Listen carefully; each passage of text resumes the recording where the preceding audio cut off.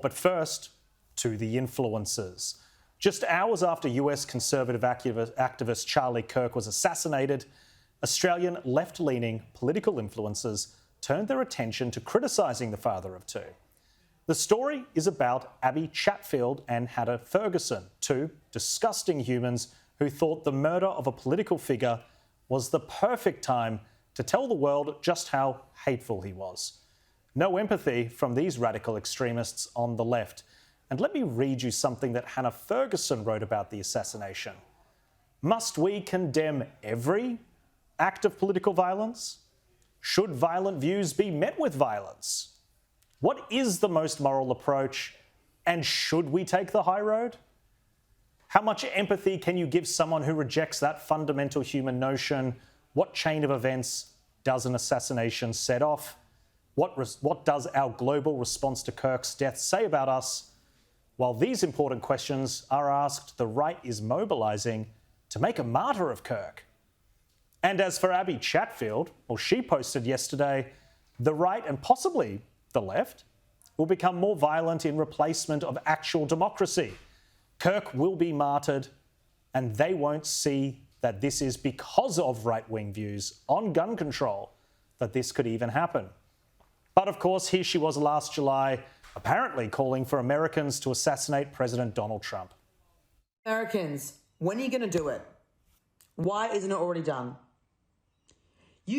Every day there's another happening, right? Awful for your country. Awful, right? Why don't we redirect this energy to something else? You know? There's all these incels that are going, oh my God, so they go and do. You know what would actually make people respect you a little bit and make people want to you? Is if you did it. So why am I talking about these awful people? Why do these nobodies matter at all?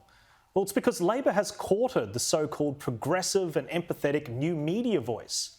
They get invited to press functions, and despite their extremist and disturbing views on political violence, in that passage above, even going so far as to question whether some views should be met with violence, people like Prime Minister Anthony Albanese pander to them and to their captured audiences.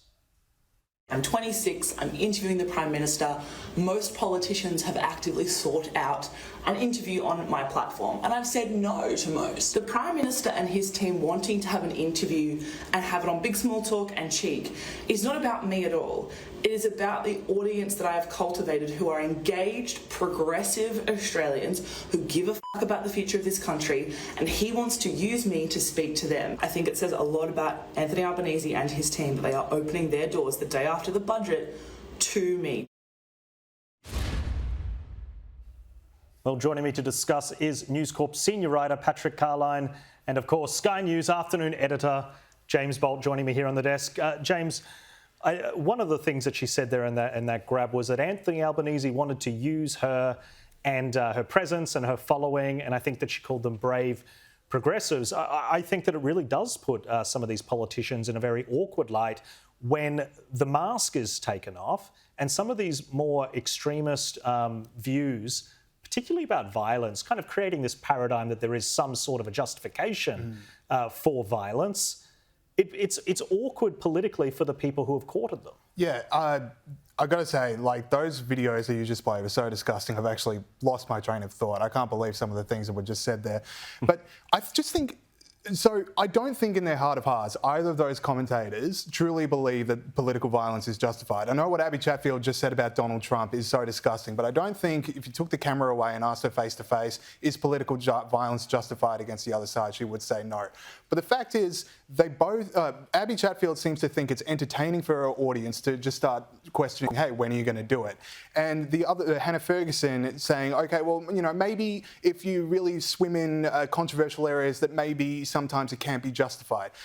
No, absolutely not. And their audience might not think that the same, but I'll tell you what, we don't know who did this shooting, we don't know why they did this shooting, but we can, from previous assassinations or attempted assassinations, know that very sick people are listening. And if you are not out there strongly saying political violence is never okay, that there is no justification to ever use a gun against someone for expressing their views, someone is going to think, okay, maybe I could impress Abbie Chatfield by doing this. Maybe I could impress Hannah Ferguson by doing this. Yeah. I mean, the shooter for Ronald Reagan thinking he was going to impress Jane Fonda. Like, that's... There is no qualification that makes it acceptable. And Patrick, welcome to the show. I'd love to bring you in here. I think I get what James is saying here about they may be just talking to their captured audience and don't necessarily mean it. But on a certain level, you've got to take people on face value for what they say. And if you've got somebody here saying, well, in some situations, violence is appropriate, and they're supposed to... I mean, Hannah Ferguson's the woman that stood up at Press Club, as you would know, and said, I'm going to run for office and I'm the face of this new media revolution about being kind and empathetic, etc. These two things don't necessarily match, and I take them on their face value. If you're saying to me that you think violence is acceptable, then I think that's the view that you hold. Look, I tend to agree, Jack. I mean, both of them are basically sort of discriminated between levels of evil here. They sort of said, well, you know, this is a bad thing, political violence is a bad thing. But at the same time, this person, Charlie Kirk, espoused views that disagreed with mine. And I think that's probably the big point I'd like to make. This isn't about Charlie Kirk or Anthony Albanese. It's about Hannah and Abbie actually pandering to audiences. It's about them actually, you know, trying to make a point, which is irresponsible. I agree with James completely. It is totally irresponsible. It's a powder keg sort of scenario that America faces at the moment. And to try and cash in on that, and I think that's the right way of putting it, to actually try and leverage that for audience and for entertainment and for, you know, a greater audience sort of share, really is irresponsible and infantile and wrong. Yeah, no, I completely agree. Staying on this, though, a post by Hannah Ferguson's company, Cheek Media, about Charlie Kirk, where she criticised him hours after his death. Well, these are some of the comments that people left behind. Perhaps a bit of empathy and condemnation against political violence would be more appropriate. This is disgusting and tacky, and this post should be taken down. Extremely poor taste. He has a wife and 2 children, should be ashamed for posting this. I am ashamed that you are an Australian account. Charlie was extremely tolerant, and his whole platform was about open debate and tolerance of opposing ideas. He has never called for violence. This is a disgusting take. Killing a person because you disagree with their politics is always wrong. Always. Now, it's worth noting the Cheek Media post was liked by the Liberal Party's female recruiter, Charlotte Mortlock, who runs the Hillman Network, which claims it will cure the party's political woes by recruiting women who are more Teals aligned. Perhaps people like Hannah Ferguson. And I wonder how long these posts will stay up and whether serious politicians on the left and the so-called moderate Liberals will continue to engage with these charming influencers. Yeah, James, the backlash is obviously quite justifiably being swift. Hannah Ferguson has put her personal social media account on private. She's got more than 100,000 followers there. It's a fundamental part of her business. So for her to actually take the step of essentially shutting down her means of communication, I think we can all safely assume that the comments like that, the backlash, people saying, hey, no, it's never okay to qualify or substantiate or kind of create this moral argument and environment that it was somewhat justified because of the irony of some of the links to the positions he took. What do you make of this? It's somewhat reassuring. Okay, you've got people like Hannah Ferguson saying disgusting things, but at least the heart of the fan base, at least the heart of the Australian people and American people are different. And it's because these things are just so fringe, out there, disgusting commentary that they stand out because it's rare, which is good to see. And it's something I don't think we would have seen had this happened 10 years ago.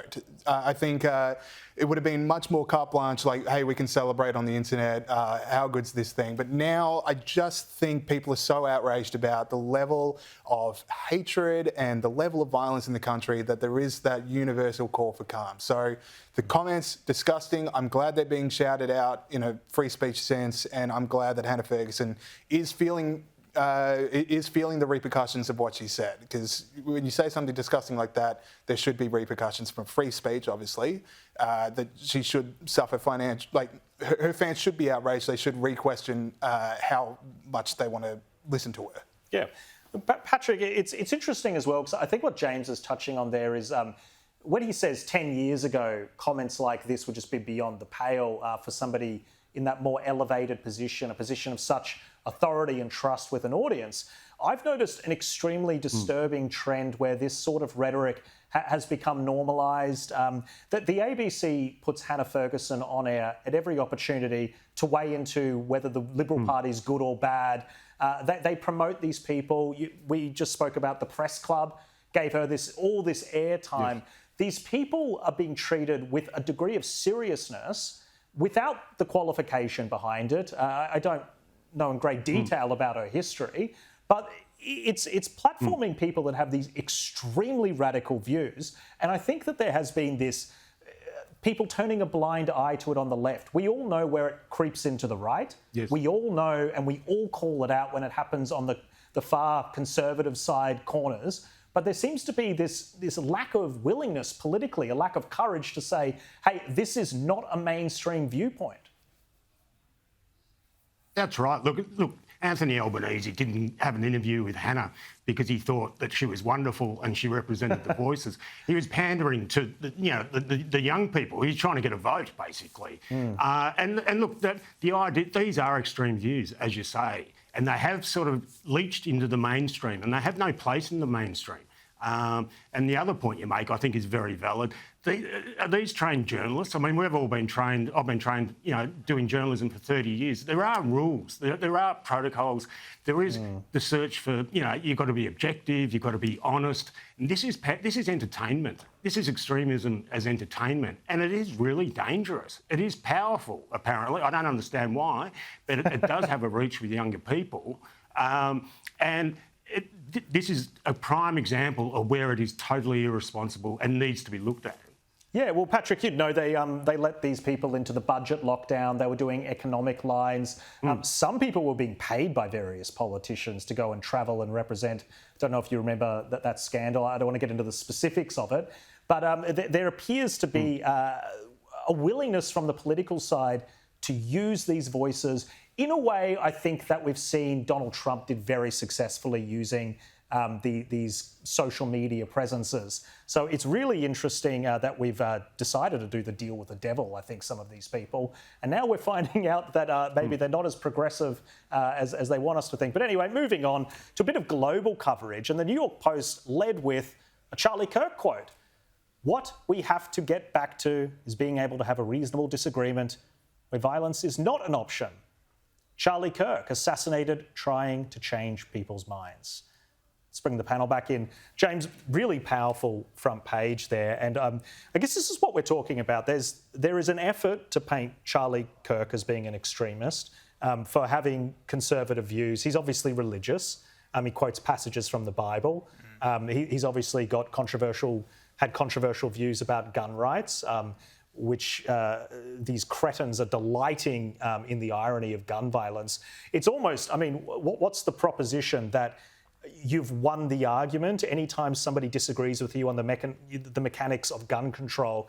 If that person gets shot in the head, then you've won the argument because the process... It's an extraordinarily strange argument, I think.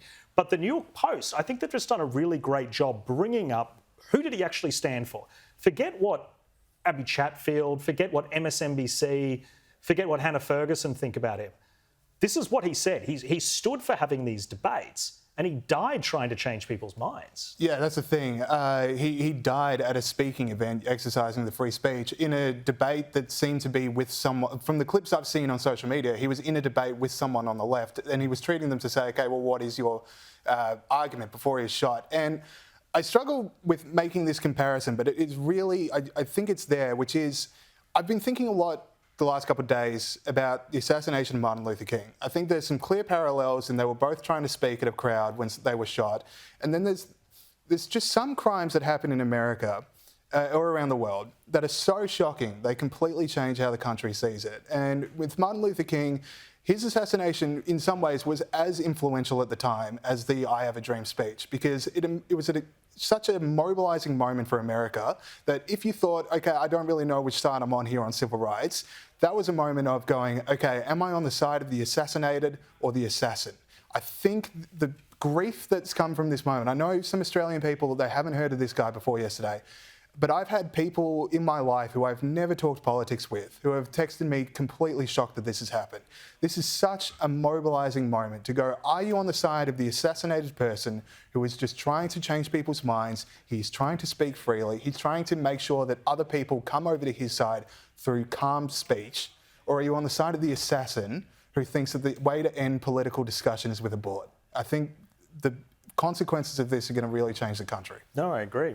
Patrick, I'd love to bring you back to the New York Post front page. You're a newspaper man. You've seen many front pages, been involved in them yourself. I was very impressed by that. I thought that was a very powerful and clever way of covering that story. Do you have any thoughts about how that was prepared? Oh, absolutely. Look. He used Charlie Kirk had some pretty challenging views on a lot of things, and he had very little currency in Australia. And I think that was part of the problem yesterday. Was the media generally had to actually explain who Charlie Kirk was and why he was so important. And look. The point is not that he was pro-gun or, anti-abortion or anything. The point was that he actually sat down with people. He debated people who disagreed with him. And he loved doing that. He was up for the challenge of that. His weapons, if you like, were his words. And for him to be taken out with an assassin's bullet is just so wrong. And I agree with James. It's a seminal moment in American life and American politics. What does it mean? Does it make the hard left go harder? Does it make the hard right go harder? What about all the poor people in the middle? And Charlie Kirk, whatever you thought of his views, used his words. And that's a constructive thing. And that's something that should be remembered. That's his legacy. Yeah, really well said, Patrick. James, I want to bring you back to Australia. How did our domestic media cover it? What about the ABC? Well, as Patrick said, a lot of Australian coverage had to frame who Charlie Kirk was. And I think it was very, I've got to say, deliberate in some instances. Now, we've spoken about the influences like Hannah Ferguson and Abbie Chatfield and how they launched on him to say, he had all these provocative views. I think there's when you're an influencer what I'm trying to say is, when you're a national broadcaster, when you're a serious journalist, when you're paid by the taxpayer in order to inform them, there is a level of expectation that you have when you're not an influencer. And I just want people to see how ABC Melbourne introduced their package on Charlie Kirk last night.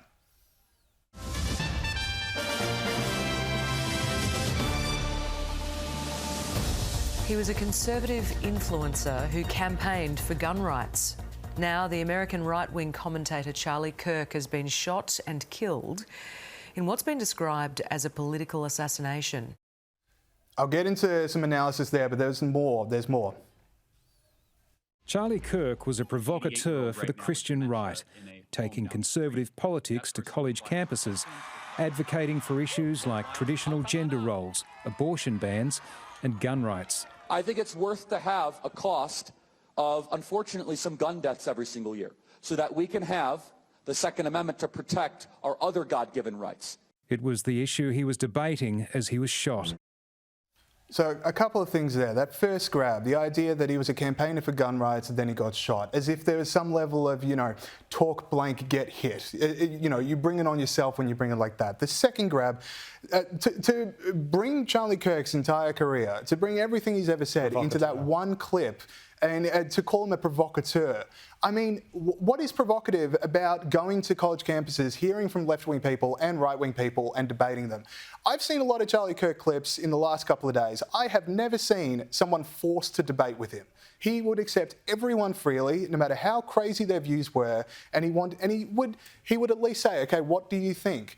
Here's my counterpoint. What do you say on that? To say that's provocateur, to say that there's some level of if you do what you do like that, something's going to happen to you. From our national broadcaster. He's also a father and a husband. There's other qualifications that you can attach to him that aren't so negative in their minds. Patrick, final thoughts for you?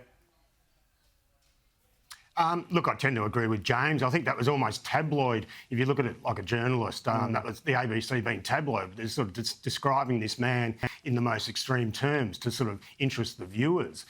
So on a journalistic level, you could argue that that was a sort of tabloid approach. And it is misleading because, as I was saying before, and as James has been saying, he was all about the words. He was all about the debate.